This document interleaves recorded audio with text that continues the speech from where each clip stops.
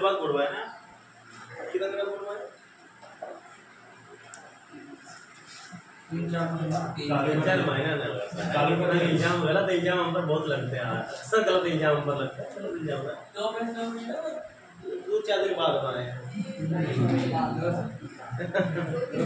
अच्छा, ये तो कम से कम आ तो गए ना हम। पार्ट 3 देखिए, नियोजित विकास की राजनीति।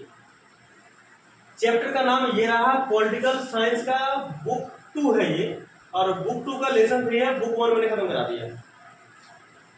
नियोजित विकास की राजनीति। सबसे पहले यहाँ पर हेडिंग को समझना पड़ेगा हमें। ये जो लिखा है यहाँ पर विकास, आजकल हर कोई विकास चाहता है और सरकारें भी विकास की बात कर रही हैं, और जब सरकार बन जाती है तो हमें विकास नजर आ जाती है, अपने आप विकास देखने को मिलता है कि नहीं? तो ये बात बताइए, विकास क्या सचमुच हो रही है क्या? विकास नहीं हो रही है, फिर विकास का नाम लिया कि विकास के झूठ का बदनाम किया जा रहा है। विकास हो नहीं रहा है, ठीक है ना? अभी कुछ दिन बाद फिर से विकास विकास विकास चलेगा। अभी विधानसभा का चुनाव आने वाला है, ठीक है, उसमें विकास विकास विकास फिर से बहुत चिल्लाना पड़ेगा, लेकिन होगा कुछ नहीं। विकास का मतलब होता है हमारे आजादी की स्वतंत्रता। विकास का मतलब होता है अब हम जो है एक अच्छे जगह में है जहां पर हम कोई सा भी काम लीगली रूप से कर सकते हैं। विकास का मतलब होता है कि किसी में हमें अब रोक टोक नहीं, सही कामों पर। विकास का मतलब होता है हमें बोलने की हर जगह आजादी। विकास का मतलब होता है कि अब हमें किसी भी प्रकार का कोई कष्ट नहीं, अब हम आगे बढ़ रहे हैं, अपना देश हमारे साथ है और हम अपने देश के साथ है, मिलकर आगे बढ़ रहे हैं। इसका मतलब होता है विकास। तो उन्हीं विकास की जो राजनीति है, नियोजित विकास। नियोजित का विकास का मतलब, नियोजित का मतलब होता है प्लानिंग के साथ। आप भी कोई काम करते हो तो प्लानिंग के साथ करते हो, कोई भी काम करता है तो प्लानिंग के साथ ही कोई काम को करता है, अचानक से कोई कुछ नहीं करता है। तो यहाँ पर प्लानिंग के साथ राजनीति, विकास की राजनीति क्या है देखिएगा कि विकास की सबसे पहले धारणाएं क्या है, इसके कौन सा कंसेप्ट है उसको पहले सीखते हैं। आपके सामने लिखा गया है कि देखिए कि इसके पहले जब मैंने लेसन 1 पढ़ा तो उसमें क्या हमारे सामने प्रश्न था, क्या प्रश्न था कि एकता, हमारा देश एकता के सूत्र में, आजादी के बाद हमारा देश क्या एकता के सूत्र में बंधे रहेंगे? तो इस एकता में देश को बांधने के लिए हम लोगों के जो क्रांतिवीर थे या हम लोग के जो पहले जो व्यक्ति हुए हैं उन लोग कितना मेहनत किया वो आप जानते हैं। जैसे सरदार वल्लभ भाई पटेल ने सबको जा के एक साथ किया, नहीं तो भारत बिखर चुका था। अंग्रेज एक ऐसा नीति, एक पॉलिसी चलाई गई जाते जाते भी, कि आप इस चीज को पढ़ चुके थे, है ना? कि उसने क्या कहा था, देसी रियासतों को क्या कहा था। देसी रियासत की संख्या 565 थी, मैंने बताया था आपको, जिसे रजवाड़ा कहा जाता था। उनको क्या कहा था कि आजादी, हम तो चले जाएंगे लेकिन आपको भारत या पाकिस्तान दोनों में से किसी एक पर रहना पड़ेगा। तो देख रहा है कि उन लोगों में, राजाओं में, जो कि अंग्रेज के द्वारा बिठाया गया था राजा, उन लोगों के मन में एक्सेप्ट नहीं हो रहा थी चीजें, क्योंकि आजाद रहने की आदत जो हो गई थी, ठीक है ना? तो वो चीज देखते हुए अंग्रेज ने एक चीज और जाल और फेंका, कहा कि ठीक है एक ऑप्शन और दे रहा हूं, अगर आपको नहीं मिलनी है तो खुद का एक अलग राज्य बनाओ, खुद का एक अलग देश बनाओ और उसमें आप अपने आप में सरकार बना लो। इसी चीज का फायदा उठाते हुए लगभग कुछ जगहों ने, जैसे हैदराबाद था, मणिपुर था, भोपाल था, आपको नाम बताया था मैंने, यहाँ के राजाओं ने, शासकों ने विरोध किया, लेकिन विरोध सफल नहीं हुआ और अंत में सबको इंस्ट्रूमेंट्स ऑफ एक्सेशन के तहत, सहमति पत्र के तहत मिलना ही पड़ा, और तब जाकर आज हमारा भारत एकता के सूत्र में बंधे हुए हैं। अखंड भारत की हम लोगों ने सपना देखा तो वो चीज अभी भी बना हुआ है। तीसरी बात जो है आपके सामने कि क्या आजादी के बाद लोकतंत्र की स्थापना हो पाएगी? लोकतंत्र रहेगा। लोकतंत्र में क्या? लोकतंत्र देश के लिए, जनता का, जनता के लिए और जनता के प्रति क्या लोकतंत्र बना रहेगा? तो हाँ, लोकतंत्र आज भी बना हुआ ही है। तो यहां लिखा कि स्टील की विश्व की मांग बढ़ी। स्टील की विश्व की मांग जब बढ़ने लगी तो निवेश के हिसाब से, इन्वेस्टमेंट के हिसाब से उड़ीसा को एक महत्वपूर्ण जगह के रूप में देखा गया। क्यों देखा गया उसका भी लिखा हुआ है। क्या लिखा फिर सुन लो कि स्टील, इस्पात जिसको बोलते हैं, कि इस्पात की विश्व में जब डिमांड बढ़ने लगी, और आप इकोनॉमिक्स में पढ़े हैं कि जब डिमांड बढ़ती है तो वस्तुओं की दाम में क्या बढ़ा पड़ता है कि वस्तु का दाम भी बढ़ जाता है।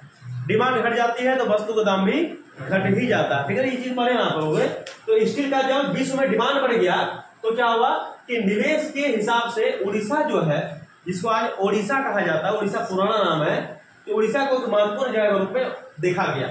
कारण क्या था, यहाँ कारण लिखा गया है कि उड़ीसा में जो है, यहाँ पर मेन टॉपिक जो आपको पढ़ना है क्या है, लौह अयस्क। देखिए ये लौह अयस्क उड़ीसा में विशाल भंडार, यानी इसका क्या था, एक हब था। और लौह अयस्क से क्या बनता है, इसी से तो बनता है स्टील, ठीक है ना। तो लौह अयस्क कहाँ पर था, उड़ीसा में था। तो उन लोगों ने देखा कि अगर विश्व की डिमांड को, विश्व में स्टील की डिमांड को पूरा करना हो तो हमें उड़ीसा जाना पड़ेगा, उड़ीसा में अपनी फैक्ट्री लगानी पड़ेगी और उड़ीसा में जो है काम काज चलना पड़ेगा, तब जाकर हम डिमांड को क्या कर सकते हैं, फुलफिल कर सकते हैं। तो अब उड़ीसा की ओर जो है लोग रुख अपना रहे हैं, ठीक है ना। लौह अयस्क निकालेंगे। आप जानते हैं लोहा क्या, लोहा एक धातु है, लोहा एक धातु है। और लोहा का जो मुख्य अयस्क जो होता है, आप नाम सुने वो हेमेटाइट, मैग्नेटाइट, ये सब क्या है, ये लोहा का मुख्य अयस्क है। तो ये अयस्क से भी क्या बनेंगे, स्टील बनेंगे। तो लेकिन विकास का अलग अलग हित है। देखिए ये चीज सही है कि चलो भाई उड़ीसा में इस्पात कारखाना लगेगा, उससे स्टील बनेंगे, इस लोहे अयस्क से स्टील बनेंगे और फिर देशों का भला होगा, अपने भला होगा, इन्वेस्टमेंट बढ़ेंगे, लोग विदेशी लोग यहाँ आएंगे और फिर हमारे देश में ग्रोथ ही ग्रोथ होगा, ये मतलब विकास होगा। लेकिन आप जानते हो कि अब हम लोग सब गांव में रहते हो, गांव में एक नियम नहीं जानते हो कि एक बात से कोई सहमत नहीं होता। एक बात अगर रख दे, एक बार में कोई सहमत हो जाए, ऐसा नहीं। गांव में नहीं, हर एक जगह कोई भी अपना कोचिंग में देख लो, अगर मैं एक बात दो, आज कल टेस्ट होगा, सबका अलग अलग रहा है, कल छोड़ दीजिए, परसों ले लीजिए, परसों छोड़ दीजिए, उस दिन को ले लीजिए, हम यहाँ नहीं रहेंगे, वहां नहीं रहेंगे, मनसा पूजा है, बहुत तरह का आलोचना है। 20 क्वेश्चन क्यों दिए, 15 दीजिए ना क्वेश्चन, 30 क्वेश्चन दे दीजिए ना, चल जाएगा, हम लोग कर लेंगे। 10 मिनट टाइम क्यों दिए, आधा घंटा दे दीजिए ना, तो अच्छा रहेगा। हर एक का अलग अलग मत, राय इसको बोलते हैं। तो विकास तो हो रहा, सब देख रहे हैं कि विकास में भी अलग अलग हित है। क्या है, तो यहाँ पर 4 नाम दिया गया, राज्य सरकार, आदिवासी, पर्यावरणविद और केंद्र सरकार, 4 नाम।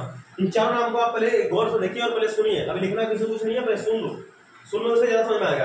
राज्य सरकार का क्या स्टेटमेंट है, जरा सुनिएगा। राज्य सरकार यानी कि कौन राज्य सरकार, मतलब उड़ीसा की सरकार, राज्य सरकार। उस समय तो देश में कांग्रेस का शासन था ना, कांग्रेस ही हमारे देश में थे, कांग्रेस का शासन था, कांग्रेस का ही राज था। तो राज्य सरकार जो बोल रहे हैं कि अंतर्राष्ट्रीय व राष्ट्रीय इस्पात निर्माताओं से सहमति पत्र पर हस्ताक्षर करवा लिए गए।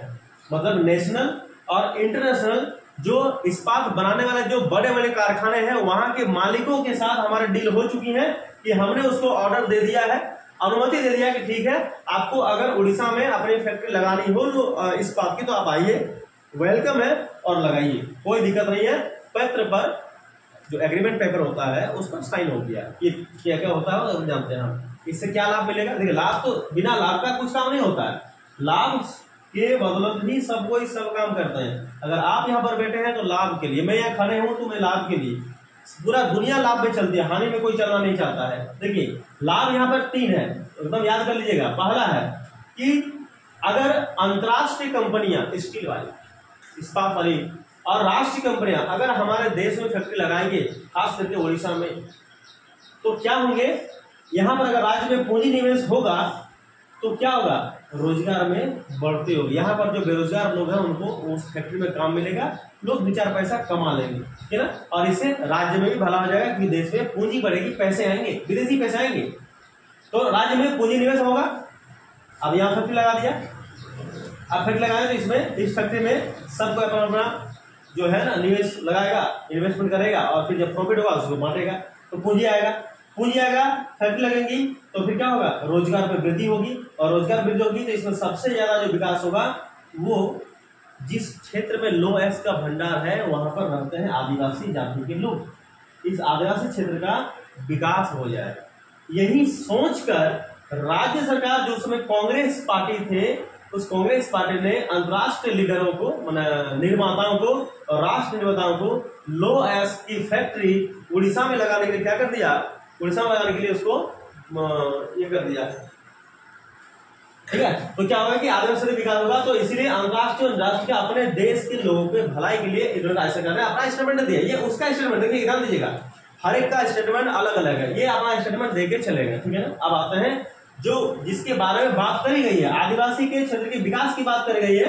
तो आदिवासी के मुख से सुनेंगे कि आदिवासी इस विषय पर क्या कहना चाहते हैं कि फैक्ट्री लगने से क्या होगा। तो इनका कहना है कि अगर फैक्ट्री लगेगी तो मतलब जहां हम हैं वही तो लो अयस्क है, तो वही तो फैक्ट्री लगेगी। इसका मतलब हमें क्या करना पड़ेगा, हमें अपना फर्स्ट पॉइंट क्या लिखा दिखे जाना पड़ेगा कि घर द्वार छोड़ना पड़ेगा।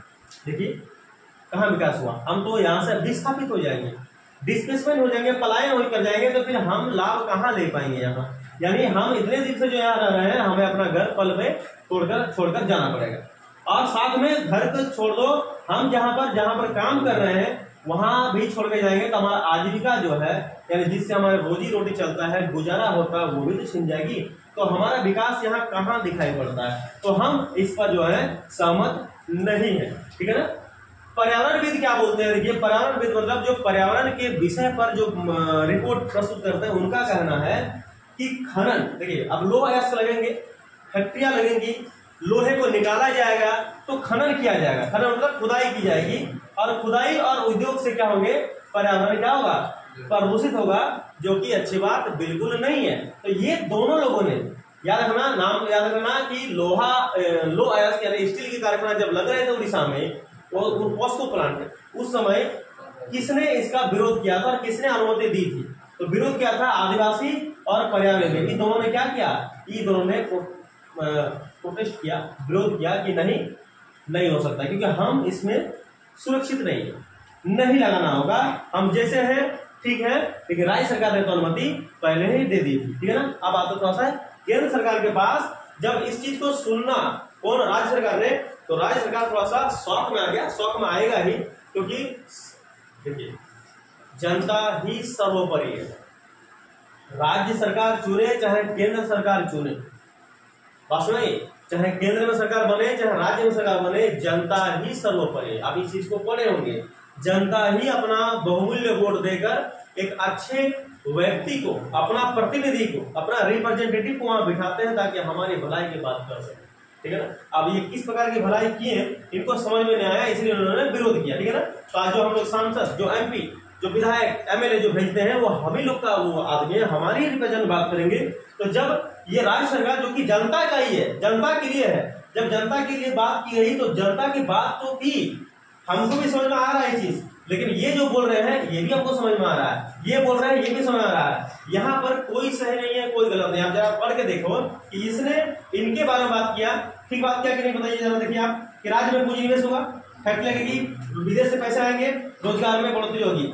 पैसा आए, एक फैक्ट्री लग गया, एक फैक्ट्री और लग गया, मशीन आ गई, चलाना लग गया, बढ़ोतरी हुई, रोजगार में सबको रोजगार मिल गया, और आदिवासी क्षेत्र जो है वहां पर विकास हुआ कि अपना जगह पर सही है। इनका कहना है कि घर द्वार छोड़ना पड़ेगा और आजीविका बची रहेगी, क्योंकि वही पर फैक्ट्री रहेगी तो हम कहाँ रहेंगे। इनका भी कहना बिल्कुल सही है।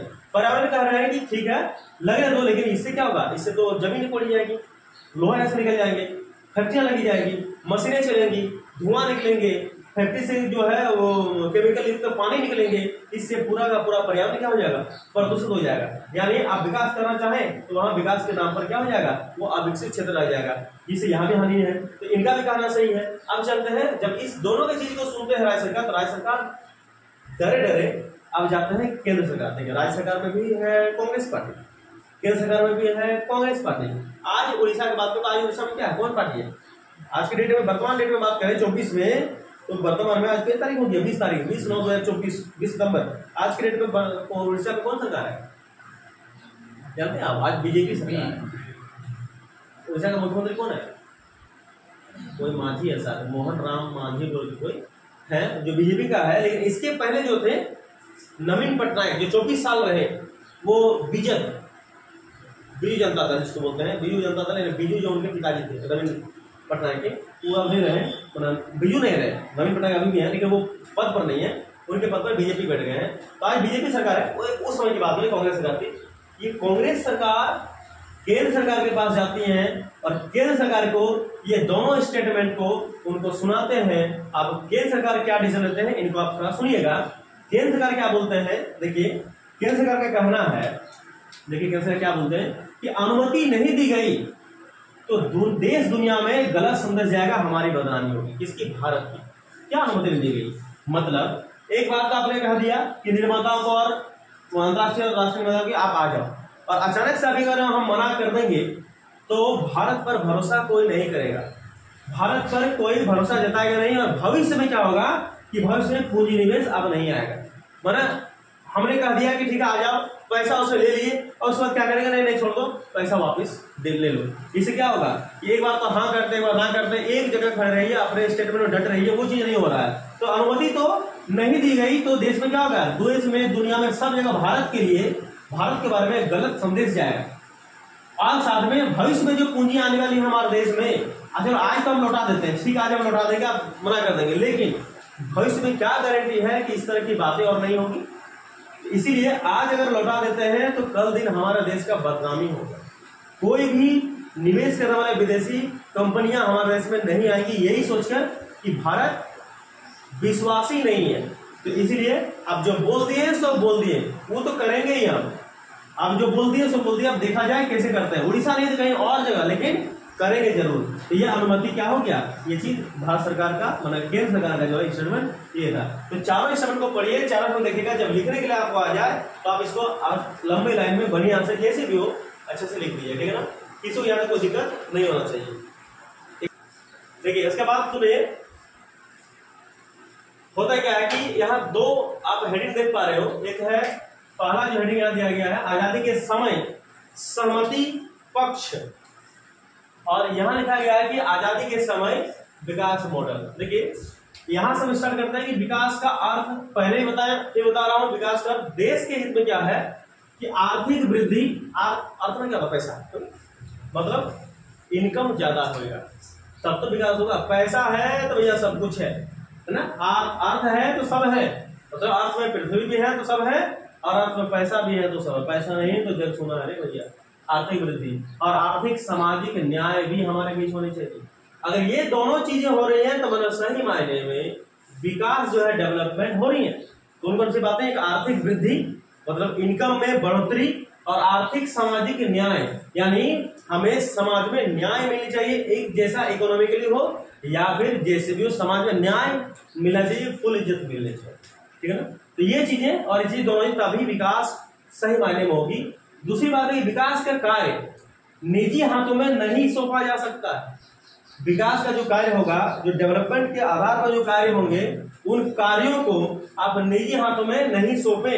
यहां लिखा गया साफ साफ, निजी, ध्यान देना, प्राइवेट। कि विकास करना हो तो निजी जो प्राइवेट कंपनियां हैं या प्राइवेट जो लोग हैं, उनके हाथ में नहीं सौंपा जा सकता है।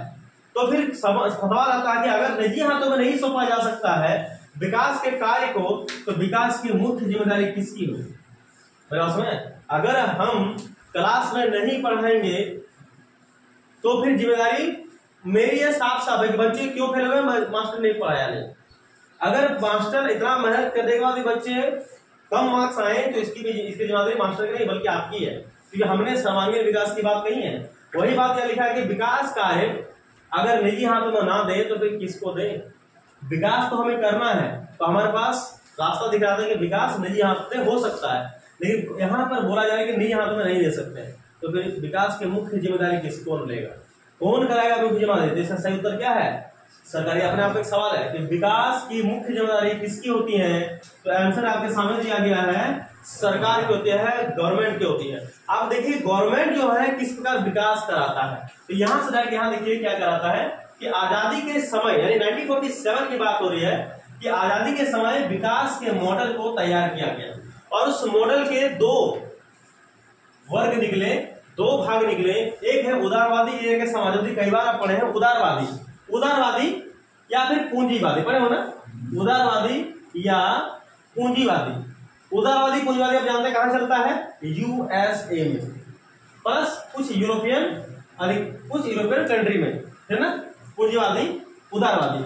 और समाजवादी जो है ये आप जानते हैं, समाजवादी के जो पक्षधर थे वो यूएसएसआर, यानी इसमें जो हेड कंट्री था, जो प्रमुख कंट्री कौन थे, रूस, इनके पास ये चला था समाजवादी। आप इस चीज को बड़े अच्छे से जानते हो, उदारवादी, पूंजीवादी, लोकतंत्र, ठीक है ना, तीन चीजें। तो यहां पर देखिए कम पक्षधर और अधिक पक्षधर की बातें हो रही है कि किसने पक्ष नहीं लिया, किसने पक्ष ज्यादा लिया।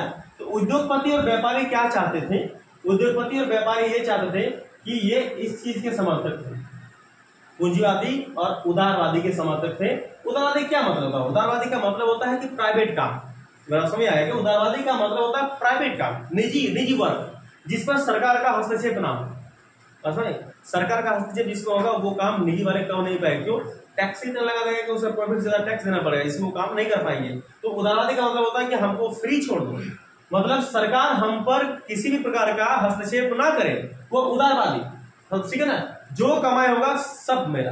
तो ये तो देखो उद्योगपति जो है, जो बिजनेसमैन है, जो व्यापारी है, बड़े बड़े जो लोग हैं, वो तो इसका पक्ष होंगे ही ना।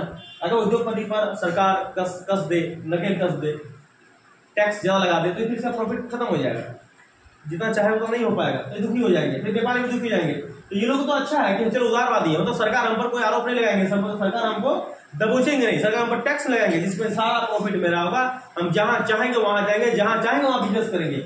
ये तो कहवे करेगा, इनका तो काम है, क्योंकि ये अपना भला ही सोचे। लेकिन यहाँ देखिए समाजवादी के अधिक पक्षधर कौन था? Communist party, socialist party. और हमारे देश के प्रथम प्रधानमंत्री जो कि डॉक्टर बोल रहे हैं नेहरू साहब थे, जवाहरलाल नेहरू, वो भी जो है समाजवादी के ही पक्षधर में थे। ठीक है ना, समाजवादी को ही लेकर आगे बढ़ना चाहते थे, मतलब इनके अनुसार भलाई तो सबका, नहीं तो फिर किसी का नहीं। ये समाजवादी विचार के अग्रसर थे, और उद्योगपति व्यापारी उदारवादी पूंजीवादी थे। देखिए इसी में आता है ये दाया, ये होता है दक्षिणपंथी। ये लोग क्या है? ये लोग है दक्षिणपंथी, याद रखना। और ये है वामपंथी। क्या है? वामपंथी। जो पूंजीवादी उदारवादी लोग थे वो लोग था दक्षिणपंथी, और जो समाजवादी जो लोग थे उनको क्या कराते हैं? वो कराते हैं वामपंथी। मतलब इन लोगों के विचार को सुनकर एक नया मॉडल आया। ठीक है ना, आपस में लड़ रहे हैं, कोई बोल रहा है इधर, कोई बोल रहा है इधर, तो इन दोनों को सुना और सरकार सुनने के बाद एक नतीजे पर पहुंची, और उस नतीजे का क्या नाम निकला? एक नया मॉडल निकला। और नया मॉडल के अनुरूप कहा गया कि अब जो होगी वो मिश्रित अर्थव्यवस्था होगी। मिश्रित अर्थव्यवस्था का मतलब क्या होता है? कि वह अर्थव्यवस्था जिसमें उदारवादी और समाजवादी मिलकर कार्य करेंगे, जो भी उत्पादन होगा ये दोनों का होगा, यानी इसमें निजी भी रहेंगे और सरकारी भी रहेंगे, दोनों ही अर्थव्यवस्था को कहता है मिश्रित अर्थव्यवस्था। यानी जो आप जो भी अर्थव्यवस्था बनेगी वो नियोजित अर्थव्यवस्था बनेगी। याद रखना, ये नियोजित बना, पहले बता दें प्लानिंग। अब जो कुछ भी होगा बिना प्लानिंग के कुछ नहीं होगा, सब प्लानिंग के तहत होगी। तो याद रखना ये बातें, जो प्लानिंग वाली बातें हैं। नियोजित अर्थव्यवस्था सबसे पहले कहाँ आई थी? तो यूएसएसआर बोलो या रशिया बोलो, रशिया को ही देख के भारत ने फॉलो किया नियोजित अर्थव्यवस्था को। याद रख लीजिएगा कि नियोजित अर्थव्यवस्था यानी प्लान के साथ चलो तो कामयाब होंगे। ये बातें सबसे पहले ये रशिया में यूएसएसआर हुई थी, और उनको देखा कि फिर इंडिया वाले क्या कि उसको जो है अपने साथ कर लिए। तो इसी में क्या होता है कि आप एक चीज और इसमें देख लो कि 1944 में, याद रखना मैं यहाँ लिखता हूँ इसको, बॉम्बे प्लान। इसको आप अभी रुको 2 minute. Bombay plan, Bombay plan में क्या होता है कि बॉम्बे प्लान, ये सवाल है पूछा गया था एक बार, बॉम्बे प्लान कब हुई थी? तो 1944 में, सुन लेना पहले, सुन लो कि 1944 में 1944 में देश के बड़े बड़े 8 उद्योगपति, कितने? 8 उद्योगपति, बिजनेसमैन, इंडस्ट्रियल, देखो उसको मतलब फिर से बॉम्बे प्लान जो कि एक नियोजित अर्थव्यवस्था अब बनी। इसमें देश के बड़े बड़े उद्योगपति, जिसमें हमारे टाटा साहब भी थे, जे.आर.डी. टाटा और जॉन मथाई साहब, ये लोग भी थे। 8 बिरला भी से, जो बिरला टाटा सभी लोग थे। 8 उद्योगपति जो है मिले 1944 में, और इन लोगों ने देश की अर्थव्यवस्था को चलाने के लिए एक क्या चलाई? एक नियोजित अर्थव्यवस्था का सहारा लिया, और फिर बॉम्बे प्लान के तहत तो सफल हो गई। बॉम्बे प्लान सवाल, बॉम्बे प्लान कब हुई थी? 1944 में। बॉम्बे प्लान में कितने उद्योगपति थे? तो 8 उद्योगपति थे। बॉम्बे प्लान क्या है इसको मैं पूछे, तो बॉम्बे प्लान क्या था? तो बॉम्बे प्लान एक नियोजित अर्थव्यवस्था थी। अभी इसको लिखा दूंगा, पहले आप इतना सारा कर दो काम, ठीक है ना। अब बॉम्बे प्लान साइड से लिख लो, लिखाते लिख दो, लिख लो, कॉपी लिख लो साइड से।